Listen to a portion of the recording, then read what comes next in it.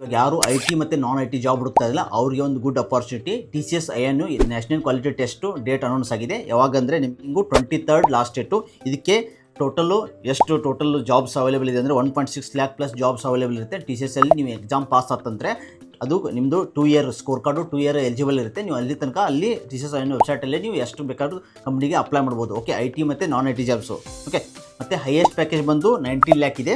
Okay, ಆಮೇಲೆ ಇದಕ್ಕೆ ಯಾರು ಅಪ್ಲೈ ಮಾಡ್ಬೋದ್ರೆ ಫ್ರೀ ಮತ್ತು ಫೈನಲ್ ಇಯರ್ ಸ್ಟೂಡೆಂಟ್ಸ್ ಕೂಡ ಅಪ್ಲೈ ಮಾಡ್ಬೋದು. ಯಾರು ಇಂಜಿನಿಯರಿಂಗ್ ಇದೆಯಲ್ಲ ಅವರು ಕೂಡ ಅಪ್ಲೈ ಮಾಡ್ಬೋದು. ಮತ್ತು ಸ್ಟೂಡೆಂಟ್ ಪಾಸಿಂಗ್ 2021 ಪಾಸ್ಔಟು 2027 ಪಾಸ್ಔಟ್ ತನಕ ಅಪ್ಲೈ ಮಾಡ್ಬೋದು. ಮತ್ತು student with experience 1 to 2 year ಎಕ್ಸ್ಪೀರಿಯನ್ಸ್ದವ್ರು ಕೂಡ ಅಪ್ಲೈ ಮಾಡ್ಬೋದು. ಓಕೆ ಫ್ರೆಂಡ್ಸ್, ಈಗ ಸ್ಕೋರ್ ಕಾರ್ಡು ಇದು ನಿಮಗೆ ವ್ಯಾಲಿಡ್ ಫಾರ್ 2 ಇಯರ್ ಇರುತ್ತೆ, ಅಲ್ಲಿ ತನಕ ಇರುತ್ತೆ. ಮತ್ತು ಇದು ಪಾಸ್ ಆತಂದರೆ ನಿಮಗೆ ಫ್ರೀ ಆನ್ಲೈನ್ ಲರ್ನಿಂಗ್ ರಿಸೋರ್ಸ್ ಕೂಡ ಕೊಡ್ತಾರೆ. ಆಮೇಲೆ ಪ್ರಾಕ್ಟೀಸ್ ಟೆಸ್ಟ್ ಕೂಡ ಕೊಡ್ತಾರೆ.